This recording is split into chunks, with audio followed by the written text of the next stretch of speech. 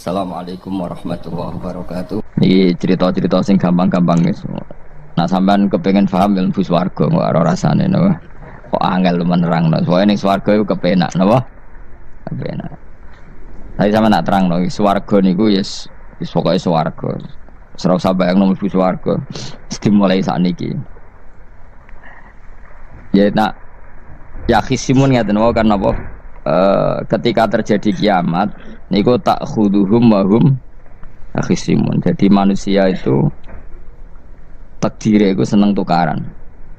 Karena tadi sengketa yang mari tukaran, pendapat baik yang masih nyari yang terbaik, sama-sama kebenaran nyari yang paling benar. Karena manusia itu dari awal kurang penggawean. Jadi barang apik cek diperdebatno dengan yang luwih napa? Apik. Sehingga bayangannya pangeran niku sok ben nak kiamat kapan saja terjadi ku wong lagi sibuk para padu, lagi sibuk gegeran. Wis iku wis mesti. Karena tadi manusa niku pun watak dasare niku konflik. Ya tadi misalnya pengurus masjid bahkan mungkin organisasi-organisasi perdamaian itu pas rapat ya tukaran. Padahal organisasi ini perdamaian. Ya tapi pas rapat, lalu solusinya apa? Solusinya begini sih, tok debat gini. Padahal, napa? Organisasi napa? Perdamaian. Tapi ya tetap tukaran. Asal cek manusia itu tukaran. Uniknya lagi manusia itu kalau ingin damai juga harus punya alat untuk tukaran. Nah orang ya tidak. Lalu kalau nanti ngaji kitab dalam salah satu kitab ada makalah gini. Idza arad ta'asulha fasta'id dalil harbi. Kalau kamu ingin damai, maka siapkan alat perang sebanyak mungkin. Karena logikanya gini ya, kalau misalnya ada bajingan atau penjahat, dia punya bom, punya pedang, terus kamu sebagai orang soleh tidak punya apa-apa, bisa nggak bergening perdamaian? Kan nggak bisa. Mereka terpaksa damai karena kamu punya senjata yang imbang. Jadi kalau musuh kamu punya nuklir terus kayak gak punya apa-apa, ayo damai wae. Kono kan rugi damai. Wong tak bom kena kok damai barang kan gitu. Makanya kamu harus punya senjata yang imbang. Makanya dalam tafsir-tafsir itu diterangkan ketika Allah menyuruh kita wa'iddu lahum mastata'tum min quwwati wa min ribatil khaili turhibuna bi aduwallah. Kamu umat Islam harus menyediakan alat perang sebanyak mungkin. Itu bukan berarti Allah menyuruh umat Islam perang terus ibuatan. Dalam keadaan dunia yang banyak gesekan seperti ini, orang itu bisa damai justru kalau sama-sama punya senjata. Dan itu teori itu dipakai seluruh dunia. Segamane cara sing didelok wong akeh sing ora jare. Misalnya Amerika kan terkenal dikjaya, Korea Utara ben dirgani Amerika kudu gawe senjata sebanyak-banyaknya. Ya sudah seperti itu sudah teori yang dikatakan Quran.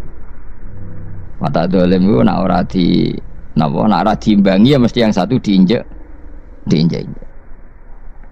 Makanya dalam fikih Islam itu lucu.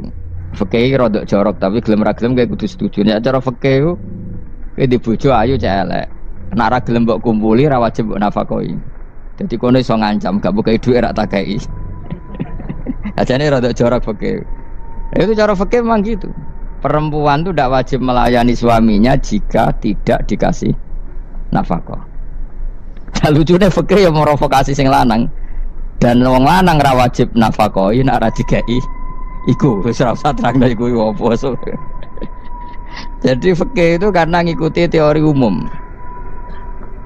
Makanya Mbah Mun itu fikih kata beliau itu aku mbek fikih ini ra cocok. Aku ape omah tapi dagangan perkara itu. Tapi memang secara prosedur fikih gitu. Mana wong kere-kere itu pancen wis ora entuk jatah kelon karena ra iso nafkahi gitu. Itu cara pakai. Memang seperti itu. Karena kere kok polahan, napa? Kere kok pola. Kalau nak kere kudu ganteng. Jadi orang entuk jatah sing wedok sing seneng lah itu ijek entuk jatah, tapi nek wis kere elek ya wis nelongso perkarane memang. Jadi karena seorang istri wajib melayani suaminya jika tidak kodak nafkahi. Bahkan menurut fikih Islam itu boleh rafa. Jadi oleh rafanya hakim, Pak Hakim suami saya kere itu boleh. Dan itu bisa diceraikan oleh siapa? Hakim. Jadi rafa. Karena tadi manusia itu yakhisimun di mental konflik. Dan mental konflik itu tidak dihilangkan Allah sama sekali kecuali nanti setelah di surga.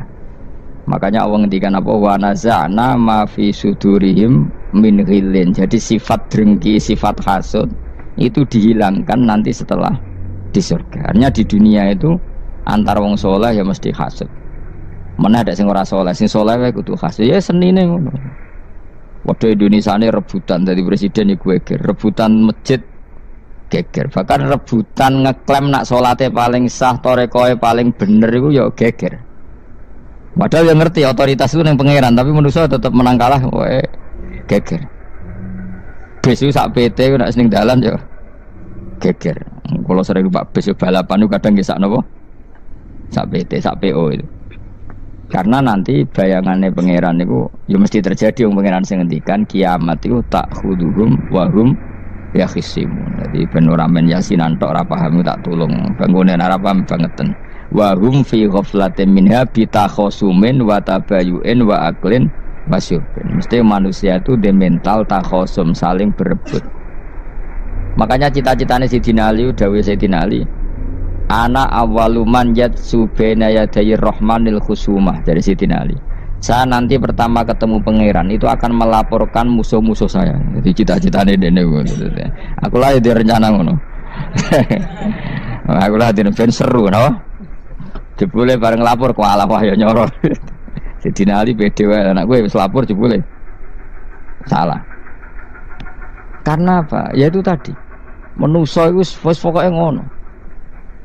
Pertama manusia itu Nabi Adam. Iku ya wis geger mek malaikat. Dari pangeran Adamu khalifah, dari malaikat khalifah kok manusia mesti seneng geger. Tapi malaikat protes iku ya geger dhewe. Wong pangeran sing duwe kawula kok ngangkat digegeri. Jadi mengan pangeran ra trimo. Wong aku sing duwe makhluk gawe aturan kok mbok gegeri. Iku pangeran. Jadi manusia pertama iku ribet. Pertama ribet mek malaikat. Bareng Qabil mbek Habil ya ribet mbek dulur. Mulai dhisik perkara wedokan. Jadi sekunane kunong wedok mari ribet. Ka ono wedok tambah ribet. Wis pokoke donya wis ribet wis dinikmati wae no.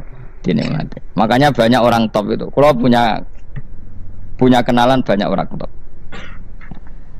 Niku ribet itu di manage. Jadi ada salah satu tokoh Indonesia itu terkenal sekali. Nak pidato ra kontroversi ra iso turu, tapi nak wis pidato wong bingung kabeh iso turu. Niku saya sangat kenal orangnya. Saya supire takoki, "Mau piye? Tak pidato ini bingung ta." Nak dijawab ra bingung kecewa deh. Lha jawab wah bingung sedanten, wah seneng terus iso turu deh. Karena memang konflik itu manusia tetap seperti itu. Jadi apa ya? Kebaikan pun makanya ada guyonan, ini betul kisah nyata ini, tapi reputasi bernegaranya ini karena sensitif. Ada negara tertentu yang muadzin itu digaji 30 juta. Jadi orang Arab melarat ini muadzin tok itu 30 juta. Naiknya BMW. Imamnya itu digaji 70 juta. Hitung saja kalau 70 juta satu bulan, satu sholat berapa? 70 dibagi 30. Kira-kira berapa satu hari ini? 2 juta, sekitar 2 juta 200 lah. Enggak kayak Indonesia, imamnya fakir-fakir terus muadzinnya fakir-fakir. Dikira itu satu prestasi negara itu karena mengapresiasi, menghormati muadzin dan jebule sing kiai Indonesia aja penek. Madikman ke salat terus. Maksudnya lah madikman ke salat terus lah ono gajine ngono.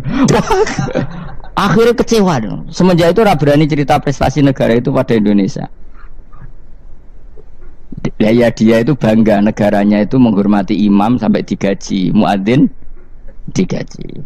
Terus dikirakan Indonesia dinya. Imam Indonesia kan fakir-fakir, kadang wis padasane elek imami dhewe, koma dhewe. Terus macam-macam lah. Nah. Tapi dekne gak ngerti nak Indonesia ku pinter tukaran, pinter debat. Oh, berarti ke salat terus iku perkara ana gajine to ngono. Makanya imam di sana sergap-sergap karena kalau enggak ngimami dipotong gaji. Semenjak itu negara itu nggak pernah cerita prestasinya negaranya mengelola imam. Nah itu dunia-dunia kemarin geger. Saya sering debat sama banyak kiai karena itu. Gue setuju di masjid imami digaji sama ndak. Misalnya saya partai ikhlas, setuju ndak biar imami itu ikhlas. Ada yang partai realistis, mereka kan punya keluarga harus dibaji dong, kalau enggak kasihan. Partai realistis versus partai ikhlas. Menang mana coba? Menurut hukumnya Allah mungkin menang ikhlas, tapi partai realistis, mosok wong kok ngimami tok ra entuk gaji. Artinya apa? Dalam kebenaran saja bisa diperdebatkan, apalagi barang bener mbek batil. Karena manusia itu punya mental wahum yakhisimun. Ya sudah seperti ini. Makanya nanti benar-benar gak ada konflik itu di akhirat. Mulane akhirnya imam gak bangga. Ya surga ngimami wangsane hebat jebule mergo digaji. Mandek man ke salat terus wong ono gajine. Artinya salatnya orang Indonesia itu luar biasa. Imam-imam Indonesia tanpa gaji kok. Ya resikonya kadang mutung, itu kan gak masalah. Tapi ya gak masalah lah, tapi tetap ikhlas timbang napa? Gaji. Mana kula nu bingung saya hafid mulai digaji, ustad digaji, kula bingung ngerti takoki. Kula berkali-kali beberapa pemprov kan ingin mengapresiasi hafid dapat insentif terus ustad. Kula ngerti takoki jenengan termasuk yang setuju apa enggak? Muni setuju iku kok didik uang kedonyan. Muni ra setuju hafid metu dhuwit kok ora oleh. Aku yang mending ngene, wong alim ra iso mikir donya, mending ngono ta jawab. Itu yang tanya itu kadang gubernurnya tanya saya, bupatinya tanya saya, Gus di daerah mana-mana itu ustadz, guru madrasah itu dapat insentif. Cara jenengan Rembang setuju apa enggak? Aku jawabku yo ngelatih ustadz seneng duit yo ora apik. Nentang ustadz untuk rezeki ku yo ora apik. Wong ustadz fakir yo akeh tenan. Nah, kula kan wong keramat, gak mati masalah cara orang untuk gaji. Tapi kan tidak semua orang keramat. Nah, kula wong keramat untuk gaji tetap gagal. Tapi rata-rata ustaz kan tidak keramat. Gak keramat bojone cerewet. Cek kumpul mertua. Ndak, kalau sampean misalnya jadi ndak, ini cerita Wakhisimun. Seman setuju enggak kalau ada hafid itu dapat insentif? Ayo ngaco. Setuju ora? Loh kok setuju kabeh. Terus kowe seneng hafid itu di mental materialistik. Setuju ta? Ndak. Terus ke setuju hafid ra duwe. Mungkin ya kan, jadi ngurusi agama. Jadi memang kebaikan saja bisa diperdebatkan. Makanya dulu kalau ulama, makanya ijtihad itu penting. Ulama dulu itu kalau gejolak-gejolokan itu dalam hal yang tidak mujma'alah, ya tentu dalam hal yang tidak apa mujma'alah, itu gejolak-gejolokannya itu nggak pernah selesai. Karena memang sesuatu itu pasti mirip ke sana mirip kemari. Makanya disebut ra'yuna shawabun yahtamilul khata' wa ra'yuka khata'un yahtamilus shawab. Pendapat saya itu taruhannya benar dulu tapi ya mungkin salah, tapi pendapat Anda salah tapi mungkin benar karena mirip-mirip. Misalnya zaman sahabat itu sudah jadi perdebatan gini. Setelah Mekah ditaklukkan Rasulullah dan setelah Rasulullah wafat dan Islam sangat-sangat kuasa, bukan sekedar kuasa lagi, sangat kuasa. Paling enggak menguasai Mekah Madinah. Itu perdebatannya gini. Kita keluar Madinah apa enggak? Sebagian sahabat enggak, kita di Madinah, ini ardu Rasulillah, ini muhajaru Rasulillah, tempat yang dipakai hijrah Nabi. Kita keluar dari Mekah enggak usah. Sholat di Mekah itu fadilahnya sebagaimana 1000 sholat. Wah, debat gitu. Yang separuh enggak. Nguyai segoro itu apik ta ora. Mekah Madinah sekarang sudah jadi negara Islam, tapi banyak bumi lain yang belum ada Islam. Menyebarkan Islam itu penting enggak? Penting. Efeknya meninggalkan Mekah Madinah. Akhirnya separuh sahabat yang meninggalkan Mekah Madinah. Mimbenihim itu orang-orang keren, Kak Sayyidina Ali. Sayyidina Ali akhirnya Sakan Al-Kufah. Dia hidup di mana? Kufah. Abu Darda hidup di Syam. Salman Al-Farisi hidup di Palestina. Karena dia milih pendapat kok nguyai segoro, sing wis sampai harus ditinggal. Akhirnya menyebarkan Islam kemana-mana, termasuk barokahnya mazhab itu ada yang ke Cina, terus terdampar di Selat Malaka, terus ada yang ke Aceh. Makanya banyak yang berpendapat Islam masuk Indonesia ya era apa sahabat. Tapi kalau ditanya bagaimana hukumnya meninggalkan Mekah Madinah, ya buruk, negara sebaik itu kok ditinggalkan. Tapi bagaimana hukumnya membiarkan bumi lain tanpa dai, ya buruk. Terus kayak jawabmu piye? Jadi dalam kebaikan saja ada perdebatan. Kayak gue lah misalnya, piye hukumnya dolan mbek kanca traktir ya apik. Piye hukumnya nraktir kanca nganggo jatah belanjane bojo? Elek. Akhirnya jare wong lanang-lanang, yo ono dhewe Gus ono jatah bojo atau jatah Konco ora duitmu cukup nak ora. Ya itu udah semua manusia itu wahum yakhisimun. Makanya sampean kalau beda pendapat itu sing biasa wae. Aja kok wong saiki kan beda pendapat geger. Beda pendapat itu sudah fitrah. Enggak mungkin lah. Kita ada beda pendapat itu enggak mungkin. Di kampung-kampung kalau ada masjid speaker di mana-mana saya sering ditanya. Wadah yang progus kandhani nak adzan jo banter-banter, mengerameni tonggo. Nak niat salat ora usah adzan nak teko. Bar. Sing sitok yo ora kudu banter ben siar. Sing sitok mau sedemen dipisoi tok, mergo sing ora seneng malah mau misoi tok, sing wis seneng tanpa adzan pun yo tanpa adzan rame-rame maksudnya wis salat ke milih ndi. Dulu tuh perdebatannya gitu. Abu Bakar nak wiridan yang masjid tuh wirih banget, selirih-lirihnya. Umar nak wiridan bianter, tapi ranggosan sistem mung zaman itu, tapi banter aja, tapi ngerameni lah, intinya ngerameni. Ketika Abu Bakar ditanya Rasulullah, ya Abu Bakrin, kenapa kamu melirihkan suara? Jadi saya itu malu sama Allah. Dia itu zat maha mendengar. Jadi saya mengeraskan suara itu malu. Kayak pangeran butuh suara keras saya. Umar ditanya, kenapa kamu terlalu keras? Umar jawabannya sederhana, bener-bener ngantuk.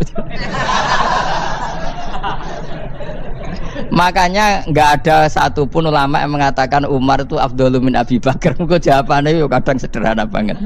Malahnya ijma' ahli sunnah Abu Bakar afdhalu min Umar. Kok nak ndelok jawabannya kok bener ngantuk.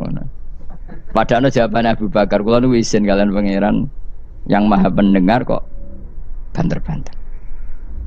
Rasulullah dalam banyak hal ya gitu, ketika banyak masalah itu sahabat donga banter-banter. Nabi duka, innakum latatuna as-somma. Kamu tidak berdoa sama zat sing budek, maka kamu enggak usah banter-banter. Jadi andaikan ada istighosah pakai sound system banter-banter itu ya perlu dipertanyakan. Lah pangeran wis krungu gegere ngono lho apa misalnya.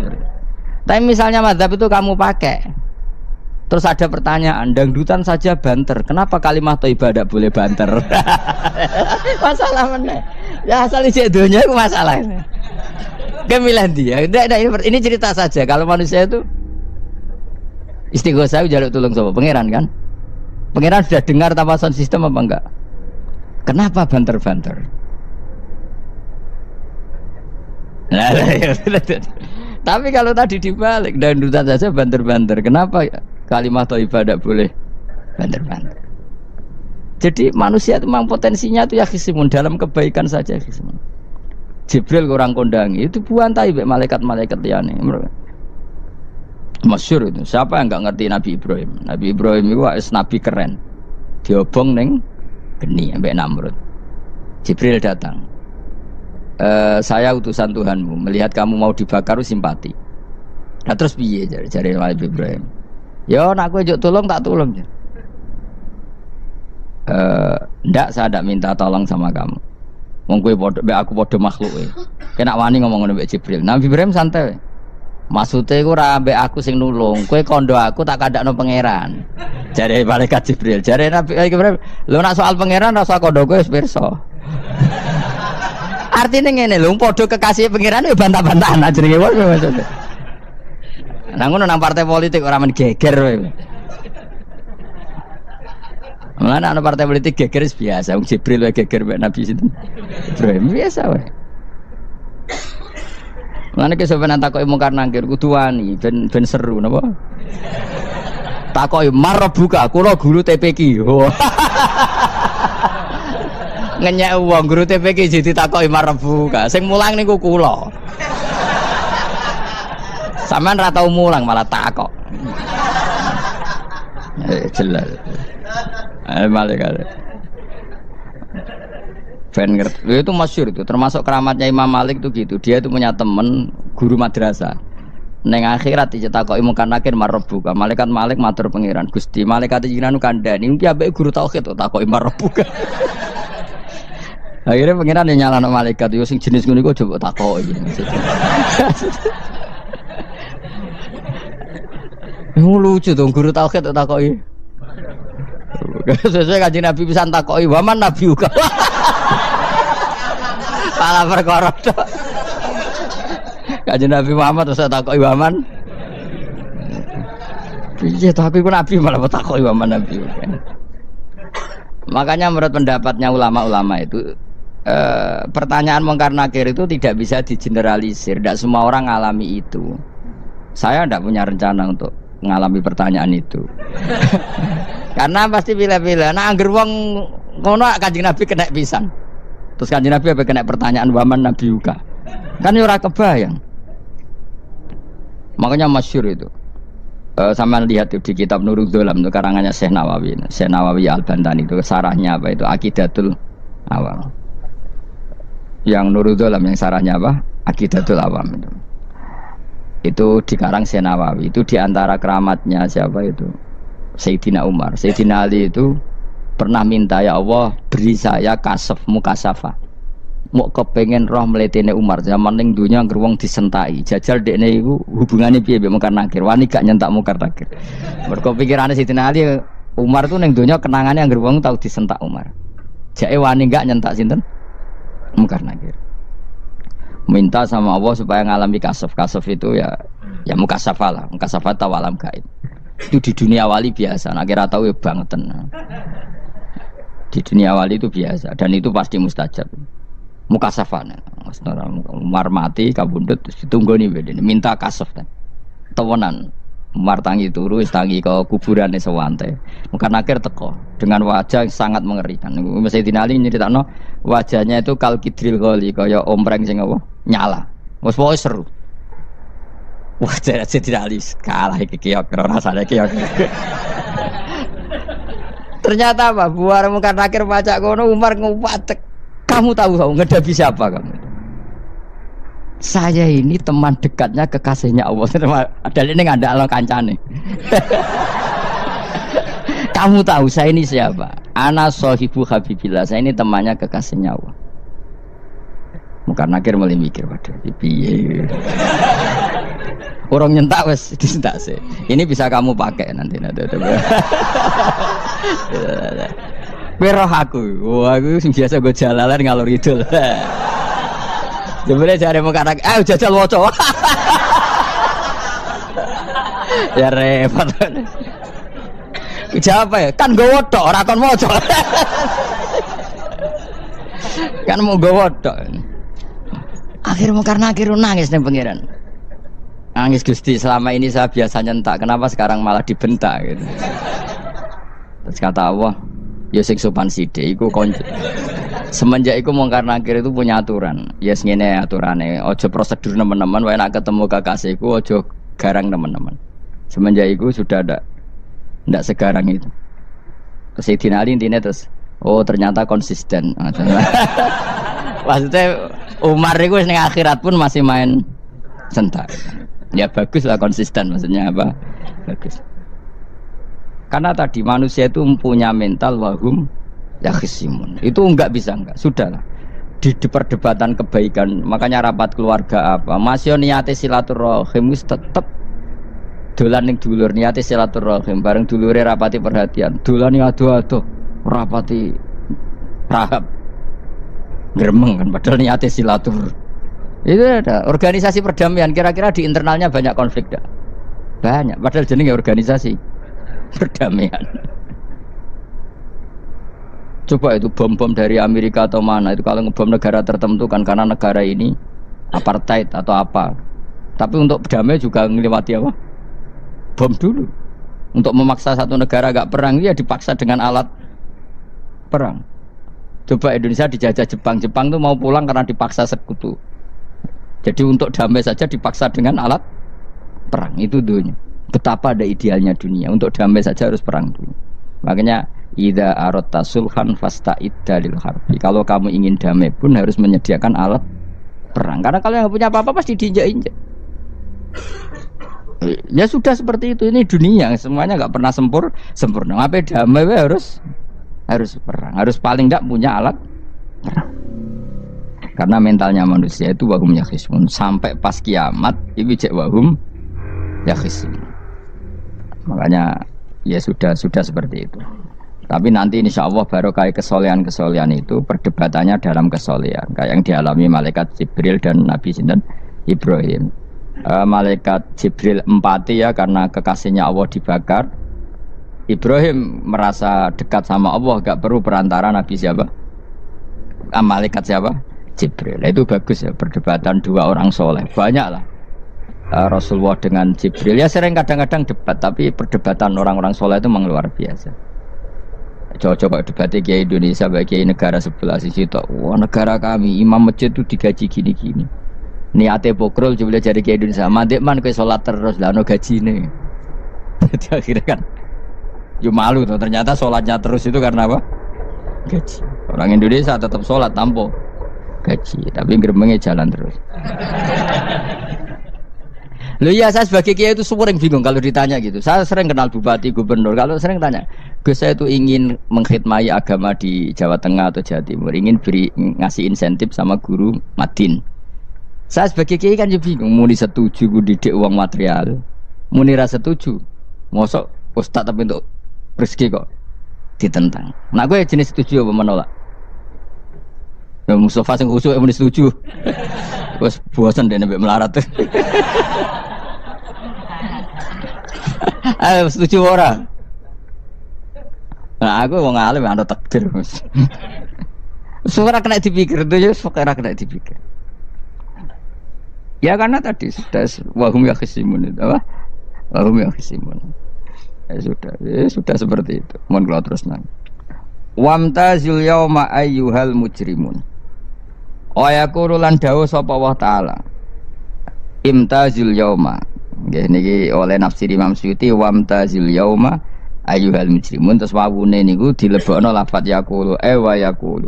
Tegese lan dawuh sapa Allah taala dawuh imtazil yauma. Imtazumi saw sira kabeh al yauma ing dalem iki dina ayyuhal mujrimuna he wong-wong sing dosa. Lan iki nunjukno nak zaman ning donya iku kancanan wong kafir sing ora harbi ki angsal. Mergo orang bener-bener terpisah dari wong kafir teng akhirat. Makanya ulama-ulama tidak mengharamkan misalnya ada mahasiswa Indonesia kuliah di Jerman atau gak apa-apa, sementing jaga imannya. Karena wajib terpisah mbek wong kafir iku nak wis teng akhirat. Imtazul yauma ayyuhal mujrimun infaridu adil mukminin indakhtilatihim bihim. Saat di akhirat benar-benar orang mukmin harus terpisah dari orang kafir karena alamatnya berbeda. Tapi kalau di dunia kan ada hajatil muamalah, ada hajat muamalah. Ya, tadi asal tidak harbi, ada asal kafir yang tidak musuhi kita. Karena ada hajat muamalat. Ya, ada hajat apa? Muamalat. Mau tidak mau. Misalnya kamu ya haji ya pakai pesawat bikinan Amerika. Orang Amerika bisa punya uang ya nak pesawatnya kepayon tinggal haji. Kalau enggak ya ada yang rental ya bangkrut. Ya, tapi kau nak misalnya ranggu pesawat terus sampai melaku. Ya asal di dunia itu pasti ada saling interaksi sosial. Paham ya?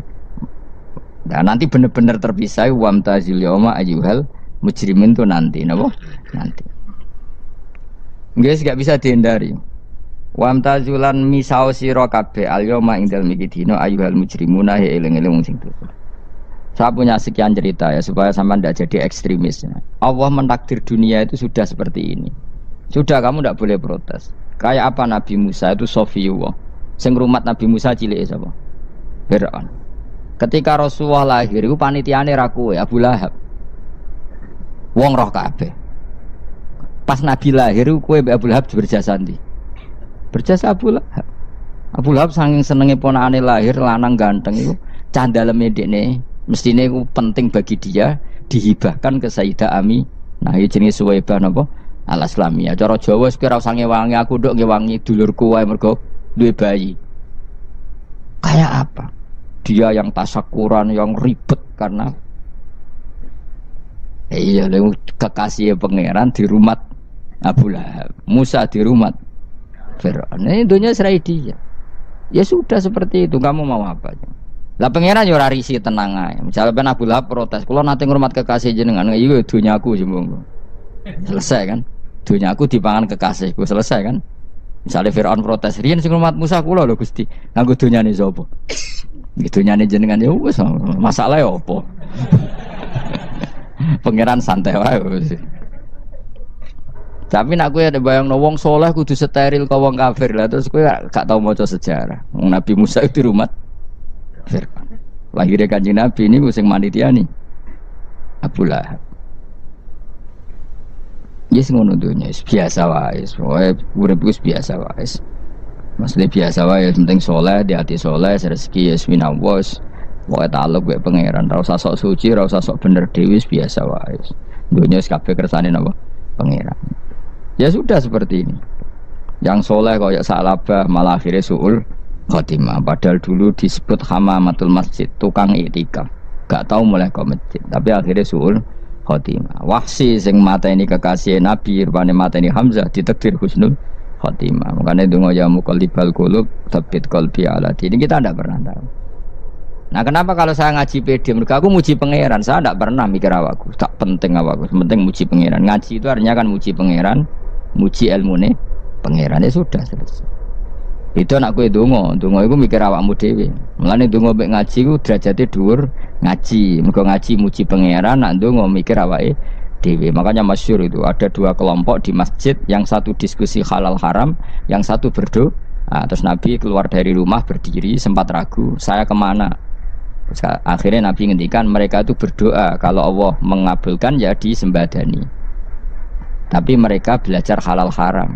Itu perintahnya Allah, saya sebagai Nabi. Terus akhirnya Nabi gabung kelompok yang belajar halal haram. Karena belajar halal haram artinya ingin menghidupkan hukumnya Allah Ta'ala. Tapi nak wong donga kepingine iku kabul kajate. Intine mikir awake dhewe. Makanya saya termasuk ulama yang jarang berdoa. Tapi ya berdoa tapi kadang-kadang. Nah kowe kan gak kontribusi ning agama ora pati ya ndonga. Oh dasar murahan.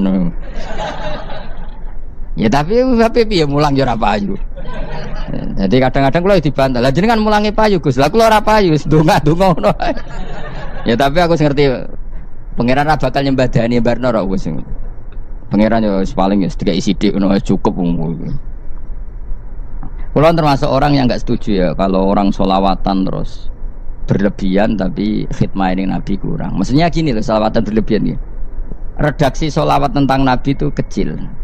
Bukan sholawat jumlahnya enggak. Redaksi tentang Nabi itu kecil, sementara tentang keinginannya itu saya tidak suka. Saya suka sholawatan itu ya yang nyifati Nabi banyak, kemudian keinginannya kecil. Itu bagus. Kayak Ihya itu loh, kayak Ihya Abdul Hasan As-Sadili itu kalau dongo itu jaluke mung swidik paling baris paling terakhir. Misalnya gini, nahmaduka ya man huwa la ilaha illa anta ar-rahmanur rahim, itu langsung in sampai nyifati Allah itu 99. Buar ngono nganti berkuras-kuras. Lagi terakhir mau jaluk dongo sithik. Nah kowe kan enggak muni muji Allah mau basa-basi tok.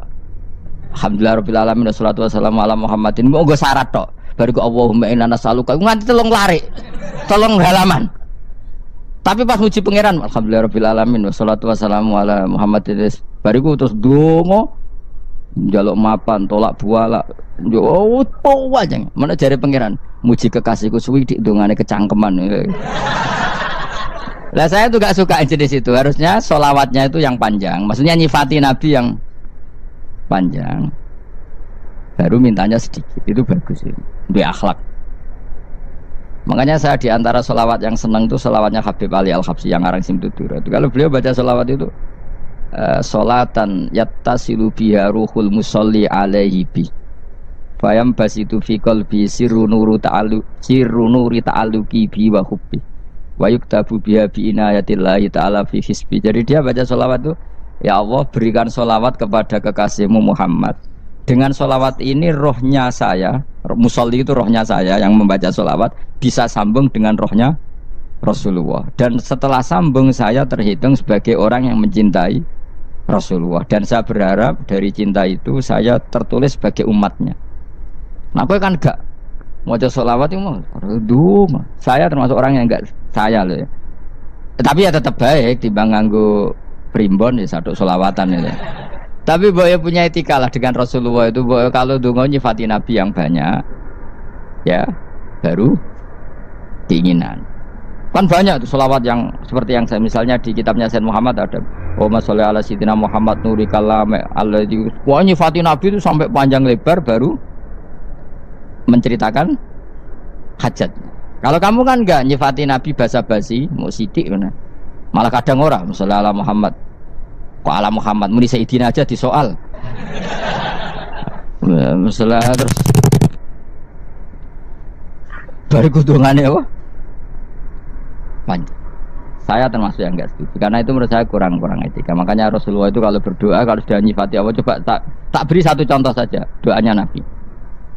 Alhamdulillah hamdan yuwafi ni'amahu wa yukafi'u mazidah ya Rabbana lakal hamdu kama yanbaghi li jalali wajhika 'azimi sultanik la nuhsi sana'an 'alaika anta kama asnaita 'ala nafsik. Itu sudah berapa itu nyifatin? Itu belum doanya tuh. Nah kamu kan enggak Allahumma alhamdulillah rabbil alamin Allahumma ya Allah di hajati gremeng itu seramu tuh tenan. Jangan gak bakat wali.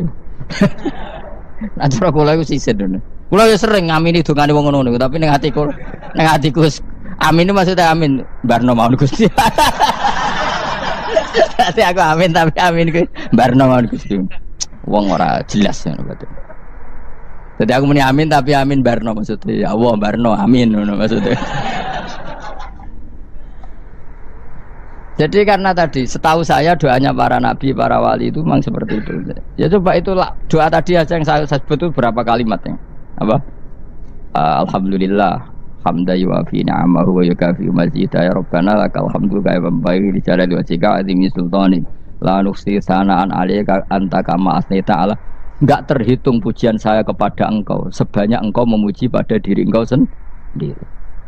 Allahumma inni a'udzu biridhoka min sakhatika fi mu'afatika min uqubatika wa bika minkal. Allahumma sholli bi haqqi jabarutika wa bi khawfika. Kan panjang sekali doanya wali-wali itu, tapi semuanya mensifati Allah. Bahkan banyak yang kemudian lupa enggak doa. Coba haji, doa haji itu coba. Labbaik Allahumma labbaik la syarika lak innal hamda wa ni'mata laka wal mulka la syarika lak. Wa ni'mat itu kan labbaik saya siap melaksanakan perintahmu ya Allah sa'dek. Engkau yang punya pujian, engkau la syarika lak kalau itu malah enggak ada, jarang malah ada doanya. Itu kalimatnya talbiyah semua. Allahumma antal azil akram itu sudah seperti itu. Karena tadi al mu'min yashghaluhu sana 'ala Allah min ayyakuna li nafsihi dzakiran. Mukmin sejati adalah sibuk memuja Allah sampai lupa jatah dirinya sendiri. Nah, kowe kan gak mujine Allah basa-basi, dongane tenan. Itu jadi makhluk aneh gitu. Jadi hubungan mbek pangeran itu wong aneh. Ya tapi jan ra bakat wali sing ngene iku dadine sing ngene iku. Ya tok ngono kok mari wali kakean malah gak elit. Jadi tapi saya mohon itu di sholawat itu usahakan jumlah paling enggak jumlah sholawatnya banyak, doanya sedikit. Paling enggak misalnya kamu tidak punya kalimat yang apa baik ya maca sholawat ping 100 itu gak ada salah biar gue iling-ilingan apa kita menyebut kekasihnya Allah lebih banyak ketimbang kita menyebut hajat kita sendiri ya gitulah. Paling enggak punya etika seperti itu ya. Kalau kamu enggak punya segot-segot sing keren, bacalah sholawat berapa 100 terus cerita awam Gusti utang kula kathah. Mungkin ra jawab wis roh ngono saya. Tapi kan kita menyebut kekasihnya sampai 100, nyebut utang bisa. Ojo kok nyebut kekasih pisan, nyebut utangnya 100. Berarti yen sampeyan ditakoki pangeran, kowe nyebut kekasihku piro pisan, nyebut utang 100, dasar ra utang ngono-ngono kan. Ya ada, saya termasuk orang yang nggak setuju tadi. Jadi kalau apa redaksi sholawat cari yang mujinya Nabi lebih apa? Lebih banyak. Karena itu nanti lebih diridhoi Allah Taala. Coba Allah sendiri kalau nyebut nabinya itu hitung saja. Laqad ja'akum rasulun min anfusikum. Jadi rasulun min anfusikum, seorang rasul yang sejenis dengan kamu. Terus azizun, orangnya sangat terhormat. Alaihi ma'anitum, rasul ini siap menanggung apa yang kalian tidak mampu. Kowe ra bakat mlebu swarga baru kaya syafaate Nabi akhirnya mlebu swarga. Kowe ra kelar korban, Nabi tahu ngorbankan kita semua. Dokha Rasulullah bikap ini terus hada an ahli wa hada amman lam yudokhi min mati. Jenenge alihima anittum. Nabi menanggung apa yang kalian berat. Azizun, Nabi itu ali terus harisun alaikum. Nabi sangat berkomitmen menyelamatkan kalian. Haris itu keinginan yang berlebihan itu jenenge apa? Haris, kiai kuno namanya ngungseng, keinginan yang over. Nabi itu sangat berkeinginan kita ini maslahat. Terus bil mukminina raufur. Allah yang zat yang super saja kalau nyebut nabinya nyifati sebanyak itu. Ada ayat lagi misalnya, Rabbana wab'ats fihim rasulam minhum yatlu alaihim ayatika. Muhammad itu siapa? Seorang rasul yang membacakan ayat-ayat Allah. Wa yu'allimuhum, seorang rasul yang mengajari mereka alkitab wal hikmah. Wa yuzakkihim, seorang rasul yang membersihkan akhlak-akhlak kita. Jadi artinya Allah punya tradisi kalau nyifati rasul itu banyak. Juga nyifati orang-orang sekeliling rasul. Makanya menurut saya madzhab Syiah itu enggak pas. Karena Allah kalau nyifati Rasulullah itu jika nyifati orang-orang di sekeliling Rasulullah, dan itu dengan pujian, yaitu Muhammadur Rasulullah walladzina ma'ahu asyidda walal kuffar ruhama'u bainahum tarahum ruk'an sujada yabtaguna fadlan minallahi warid wa nasimahum fi wujuhim min atharis sujud. Itu kan panjang sekali. Dan orang-orang sekeliling Muhammad adalah begini. Kayak apa Allah muji para ashabu Rasulillah? Masa kita ikut kelompok yang menghina ashabnya apa? Rasulillah. Makanya kita tetap madzhab ahli sunnah apa? Wal jamaah, yaitu mencintai semua sahabat. Karena Allah saja yang Tuhan mensifatinya dengan sehormat itu. Mensifati apa? Ashabu Rasulillah. Disifati orang-orang yang saling kasih sayang sama orang mukmin. Tarahum ruka'an, sujud dan komitmen hidupnya untuk rukuk dan sujud. Simahum fi wujuhim min asari sujud. Sudah asari sujud tidak usah diterjemah, nanti sensitif. Cuma setahu saya asar sujud itu nanti setelah di akhirat orang sering sujud itu jabahnya itu ada nurnya. Tapi kalau ada yang nafsirkan asari sujud itu warna tertentu ya semboy, itu sensitif. Yang jelas asari sujud itu ya sudah seperti itu. Seneng kamu kok kasut. Kowe nyen provokator, nak ono apa ya? Ada hal yang begitu terus mau berlebihan. Teke ya khisimun. Nah, kula ora ada kepentingan pokoknya ayat si mahum fi wujuhim min asaris sujud, bahwa dalam jabahnya itu ada asaris sujud. Itu masyhur kan, saya terangkan ya, tapi kowe aja sensitif loh, biasa wae. Suatu saat Rasulullah itu ngendikan begini, nanti saya kata Nabi akan nyafaati kalian semua. Sahabat-sahabat tanya, ya Rasulullah dengan sekian miliar orang bagaimana kamu mengenali kita? Saya ulang lagi, suatu saat saya nanti akan nyafaati kalian karena saya kenal kalian. Maksudnya di akhirat. Ya napa? Di akhirat. Terus sahabat tanya, ya Rasulullah bagaimana engkau mengenali kita sementara nanti di akhirat bermiliar-miliar orang gitu.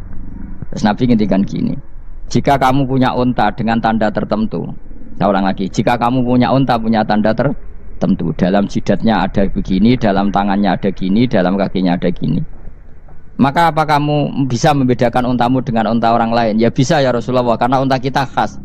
Misalnya kaki depannya ada putihnya, kaki belakangnya ada putihnya, dalam baduknya ada putihnya.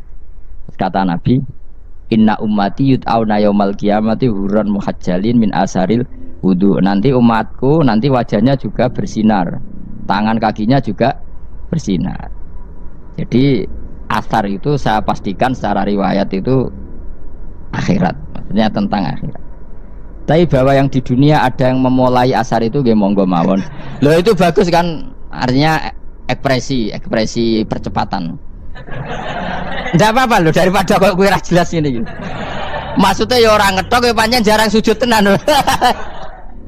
Wis ora usah sensitif, tapi yang jelas ya nanti. Ya sebenarnya kiamat ruang samu. Nanti hisab itu nanti kalau hitung hanya sekitar 3 jam. Hisabnya sak dunia itu hanya sekitar, karena malaikat itu tidak kesulitan sama sekali. Tak warai ya. Ini nggak akan salah saya dalam hal ini karena riwayatnya sahihah. Kenapa hisab itu hanya butuh rubu'un nahar, 1/4 dari siang enggak? Anggap saja siang itu 6 jam atau 12 jam, itu aja terserah. Kalau 12 paruhnya kan 6 ya. Seperti 1/4-nya berarti 3. Itu gini. Jadi nanti di mahsyar itu kan yaumatab yadu wujuh wa taswaddu wujuh. Yaudah yang kafir itu gelap, hilang. Wajahnya, tubuhnya semuanya gelap. Yang mukmin itu semuanya terang. Jadi sudah yang tabyadu wujuh atas suatu wujuh otomatis terus nyingkap. Terus pergerakannya itu delalah yang tabyadu wujuh itu ke kanan, yang taswadu wujuh ke kiri. Maka kamu jangan punya sinar yang kelap-kelip, nanti kena bego yang Karena nggak jelas tadi. Maka kamu harus sinarnya yang sejelas-jelasnya. Ghurran muhajjalin min asaril. Bila perlu nur kamu sampai menembus langit saat itu. Makanya ketika orang mukmin sudah nurnya ada di muka, ada di tangan, masih ngendikan Rabbana atmim lana nurona, karena takut masih kena bigo tadi. Karena kalau hanya wudhu tok, sikil tok kan, bayangkan di miliaran orang kan bisa agak kelihatan.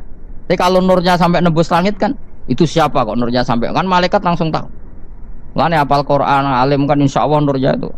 Sama zaman itu masih berdoa Rabbana atmim lana, sempurnakan nur kami. Karena nanti identifikasi malaikat berdasar tadi. Kalau ada nur berarti diletakkan ashabal yamin. Kalau nggak ada nur, ashabal shimal. Nah malaikat yang dibawa bigo itu kira-kira detail nggak? Dugaan saya kalau kelap-kelip pasti kena simal. Wah ini partai kiri mesti kan. Pemenang yang wudhunya mau dulet sirah tok sidik. Karena anak mazhab Syafi'i. Sebetulnya meskipun tuh sebaiknya kalau basuh sirah itu kabeh ben ora kelip mana aneh pepes terus dulat-dulet tok. Iku sok ben ya itu. Kelip. Ya sudah ya. Setelah itu kata ngendikane pangeran yu'raful mujrimuna bisimahum fayukhadu bin nawasi wal aqdam. Orang-orang pendosa kelihatan maka diletakkan di kiri. Nah sama yang orang-orang baik simahum fi wujuhim min asari. Jadi ayat itu jelas tentang akhirat. Tapi kira usah terus merovokasi. Seneng kamu kok ya khisimun. Maksudnya provokator gitu. Jadi nanti yang mukmin jelas nurnya. Lah nur ini nanti dengan kadar iman kamu, perilaku kamu. Ada yang kelap-kelip, ada yang... Nah yang kelap-kelip ini orang kena bigo itu tadi. Nanti setelah kena bigo ikut ashabis simal, yang kelap-kelip disortir lagi malaikat yang bagian detail kan ada nanti. Nah ini terus ditubir neraka. Yang kafir bener-bener neraka, yang ini ditubir neraka. Nah itu nanti ini yang ngel-ngelok Kanjeng Nabi digoleki ya ini itu. Mana sakit Kanjeng Nabi, mana ono kiai soleh darani, nek iso soleh dhewe sakit Nabi mergo terus goleki endi umatku sing kelap-kelip dicari disyafaati. Ya imma langsung dituruti Allah wa imma diumbasine neraka. Ya terserah rencanamu piye kon aku kowe. Tapi yang jelas apa? Kiamat itu cepat sekali karena tadi ada identifikasi tadi. Makanya hanya cukup 3 jam karena tadi yang jelek kelihatan jelek, yang baik kelihatan baik. Makanya cepat. Ya araful mujrimuna bisimahum, orang pendosa dikenali lewat alamatnya yaitu taswaddu apa? Wujuh. Kalau orang baik dikenali lewat tabyadu wujuh. Nah, terus setelah nyingkir, ini ngono tak warai kiamat. Setelah nyingkir itu faduri babenahum bisuril lahu bab. Setelah tersingkir tadi terus lalu ada pintu penghalang, pintu pemisah. Nah pintu pemisah tadi yang sisi kanan langsung jadi surga, yang sisi kiri jadi neraka. Itu disebut faduri babenahum bisuril lahu bab batinu fi rahmatu wa dhahiruhu min kibalihil adab. Yang pintu arah kanan otomatis wilayah surga, yang pintu kiri otomatis wilayah neraka. Nah problemnya ketika penutupan pintu itu dah yang kelap-kelip itu katut kemana ini yang makanya kamu jangan malak partai yang apa kelap-kelip yang nggak jelas itu koalisi kemana. Kalau partai besar kan iso nyalon presiden, partai kecil kan ikut mana ini kan sing sak ngisore 1%, 2% ini kan repot. Loh coba misalnya nur kamu 2%, berarti gelap kamu kan 98%. Kira-kira malaikat mengkategorikan kemana coba? Ayo jawab. Gelap. Loh kok ada semangat, padahal itu bagian dari kamu. Kalau satu tubuh itu sinarnya hanya 2%, kira-kira kategorinya itu partai gelap, partai terang. Kode semangat kok ada ini. Berarti kegaruk kemana? Kiri. Tapi bisa saja malaikat cara berpikir gini. Tapi kok ada cahayanya ya? Padahal kata Allah yang bercahaya ashabul yamin. Kan nggak ada bilang cahaya terang. Bisa saja malaikat alhamdulillah berpikir begitu. Ya nanti kita rayu saja supaya berpikir ini kan yang penting ada cahaya. Kan Allah tidak bilang terang apa kelap-kelip. Ya mungkin saja asal ada cahaya dikategorikan lahu nur, punya apa? Nur. Tapi yang jelas saat itu pun yang sudah punya cahaya masih berdoa Rabbana atsmim lana nurona. Ya Allah, saya mohon sekali nur-nur kami sempurna. Jadi ini saya bantu teman-teman yang hafid supaya tahu maknanya ya. Dan yang nggak hafid ya dengar ya. Kalau nur itu penting.